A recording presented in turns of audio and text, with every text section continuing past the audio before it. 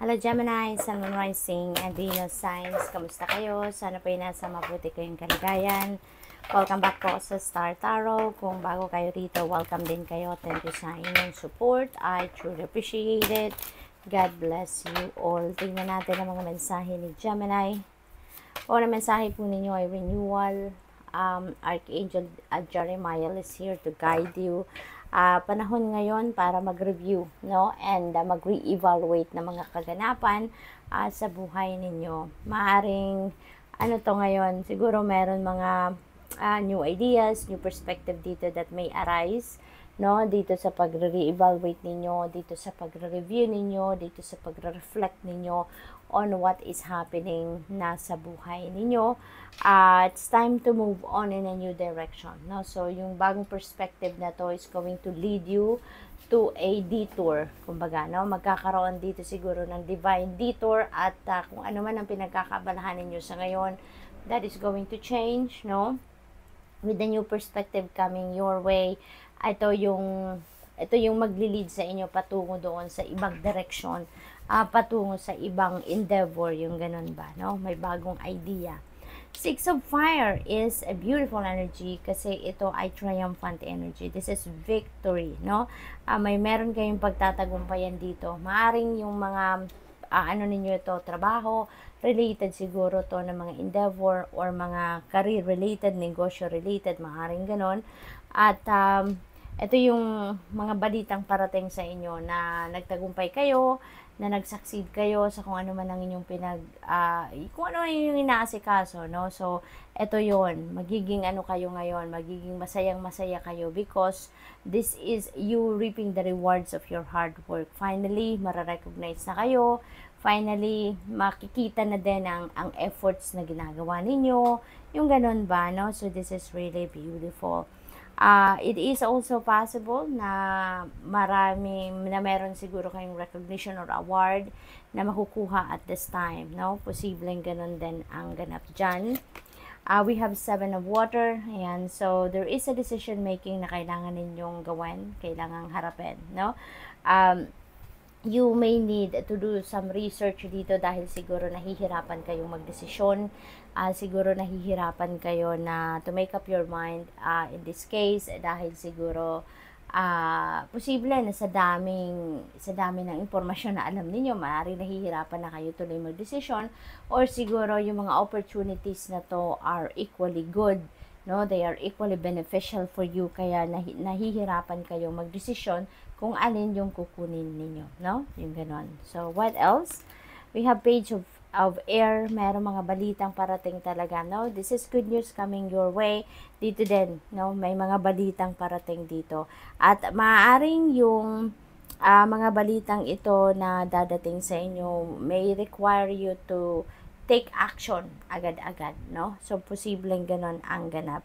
Maaaring merong mga pagbabago talaga dito ng plano, no? May mga pagbabago dito ng path na tatahakin ninyo. Merong mga pagbabago ang kailangan gawin kayo dito, no? As in, parang mahaharap kayo dito sa isang change na, alam mo yun, yung parang kailangan ninyong madaliing gawin, no? Yung ganon.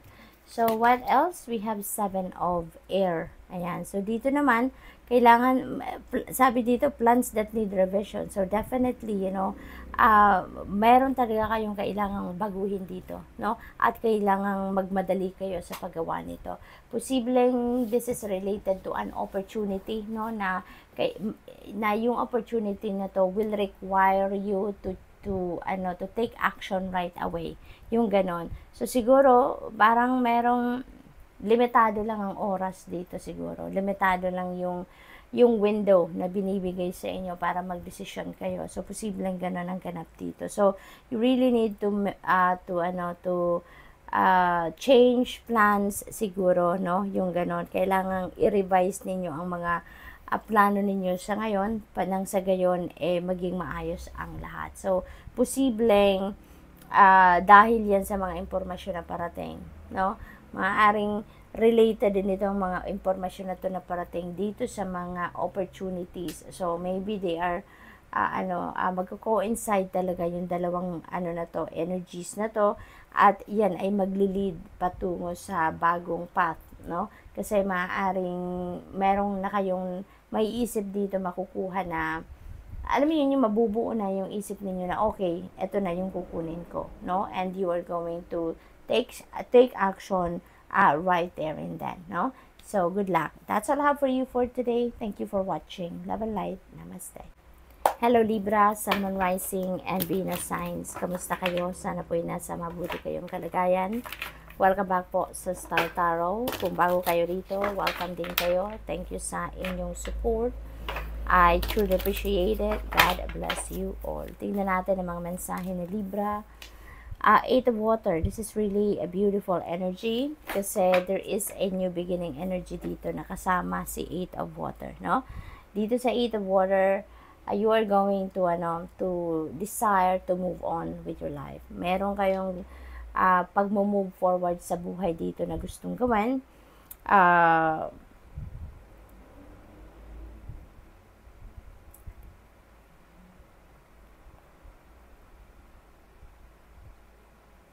You're heading towards a new beginning dito, no? You are heading towards something na alam niyo dito kayo magiging masaya, dito kayo magiging fulfilled, dito ninyo mahahanap yung harmony within yourself, no? Kasi kung saan man kayo manggagaling dito, alam niyo na parang wala na, no? Expired na, kumbaga. Wala na kayong room for advancement diyan, wala na kayong room for growth. So, stagnant energy na yan para sa inyo, kaya magde-decision kayo na umalis at iwanan kung ano man ang sitwasyon na nandiyan dyan. We have Nine of Fire, never give up, no? Never give up. Ano man ang hirap na pinagdadaanan ninyo, don't give up. Because sometimes, test of faith lang yan, no? Sometimes, tinetest lang kung gaano kayo katatag, kung gaano kayo kadeterminado, gaano kayo ka-assertive, yung ganon. Kaya, just keep on track, no? Keep on track at continue to persevere. Dito sa Nine of Fire, parang sinasabi dito na one last push na lang ang kailangan ninyo. Maaaring isang challenge na lang pagdadaanan ninyo dito and you are going to be victorious. Ma-achieve nyo na kung ano yung gusto ninyong ma-achieve dito. So, have the courage and believe in yourself, believe in your capabilities, no? At magtiwala kayo, keep your hope and faith alive, no? Na makakarating kayo doon sa kung saan kayo patungo, okay? Successfully. We have King of Earth. This is a time of prosperity and abundance, no? Ang iba siguro sa inyo dito, nasa tugatog na ng tagumpay pagdating sa inyong money, career, and finances. Kung hindi man, maaaring ito yung wino-workout ninyo, no? Maaaring you're working on to be on this situation, to be on this stage, no? Na maging established na kayo financially, no? Maging yayamanin, established na ang inyong source of income, yung ganun ba, no? But this is a very successful time, successful period sa buhay ninyo kasi kayo dito, maraming mga opportunities, no, na papasok sa inyo dito na maaaring pagkaperahan ninyo. Hindi lang konting pera ang dadating, but this could be a lucrative offer, no, na maaaring dumating sa inyo at yan na maghahatid sa inyo ng financial success. Very successful time ito si King of Earth energy kasi magiging matagumpay kayo sa kung ano man ang sisimulan ninyo ditong endeavor, pagkakakitaan, source of income, money path dito na you're going to embrace. Talagang magiging successful kayo dyan, no? Yan ang promise ng King of Earth energy. Five of Air. Ayan. So, meron ditong mga learnings kayo na matututunan, no? Maaring dito sa Five of Air, nagkaroon kayo ng hindi magandang pagkikipag-usap. May disagreement kayo siguro with another person or a group of people recently. And you've learned so much from that. You have learned so much from that. At maaaring yan ang lessons or wisdom ninyo na napulot from that situation na magagamit ninyo sa ibang pagkakataon naman, no, sa buhay ninyo. At may mga bagay na pinagsisisihan kayo dito, siguro mga nasabi or nagawa ninyo towards other people na talagang babaguhin nyo na yan, no? Na you've learned something from that no? At hindi ninyo yan uulitin pa or pagdedesisyonan ninyong i-improve pa, no? Kung ano man ang bagay na yon. So, good luck to that. We have Queen of Fire. Ayan. So, magiging decision kayo sa ngayon. Ano? Magiging focused, determined kayo sa kung ano man ang gusto ninyong gawin. Maaaring meron kayong pinagfo-focusan ngayon na endeavor, na gagawin, plans, at gagawin ninyo ang lahat. You're going to do anything and everything in your power para matupad ninyo ang pangarap na yan or yung bagay na yan. So, dito, you're going to be very confident, you're very assertive sa ngayon, and you are not going to allow anything or anyone to get in your way. So, talagang focused kayo, marating ninyo ang tagumpay, marating ninyo ang success na katulad ni King of Earth, gagawin ninyo ang lahat para marating ninyo yan. So, good luck. That's all I have for you for today. Thank you for watching. Love and light. Namaste. Hello, Aquarius, Sun, Moon, Rising, and Venus signs. Kamusta kayo? Sana po ay nasa mabuti kayong kaligayan. Welcome back po sa Star Tarot. Kung bago kayo rito, welcome din kayo. Thank you sa inyong support. I truly appreciate it. God bless you all. Tingnan natin ang mga mensahe ni Aquarius. Pauna mensahe ninyo ay 4 of Water. Ayan. So, dito sa 4 of Water energy, there is an opportunity dito siguro na na-miss ninyo. No?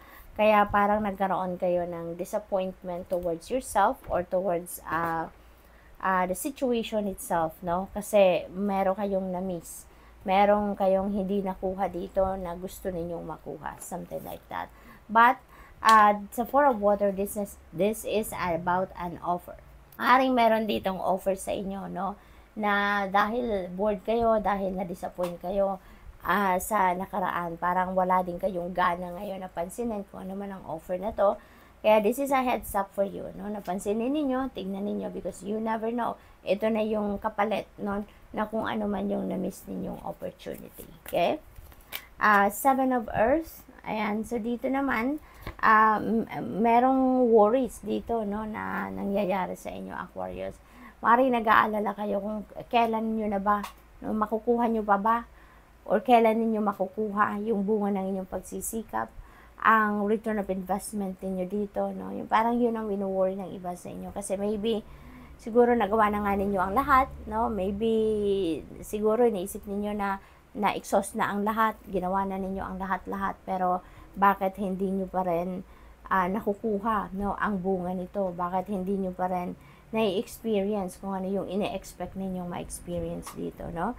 Kaya siguro yun na ang wino-worry ninyo, yun na ang siguro at times naiinis na kayo sa kakahintay, no?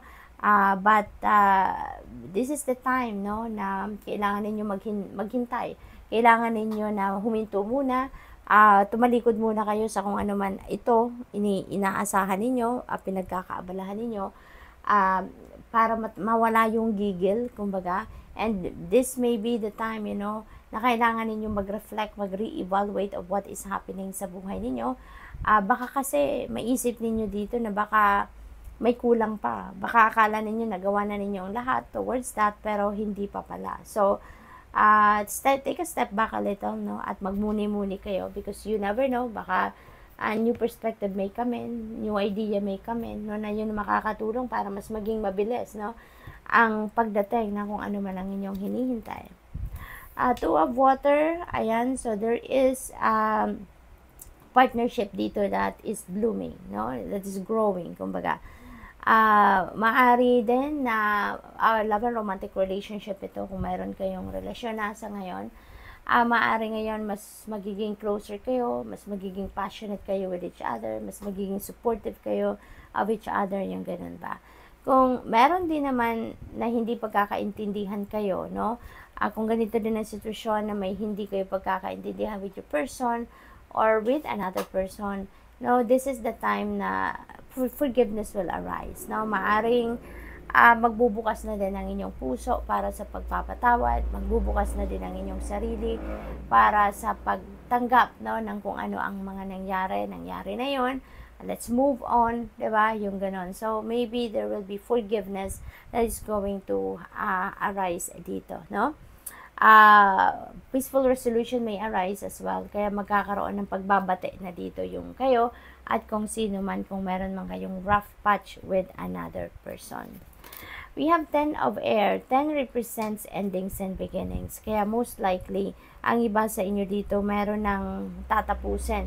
Meron ng tutuldukan, no? Sabi dito, this is the end of a difficult situation, which is really good. Kasi magdedesisyon na kayo sa ngayon. Natapusin na kung ano man ang paghihirap na nararanasan ninyo or paghihirap na pinagdadaanan ninyo because of emotional burden, no?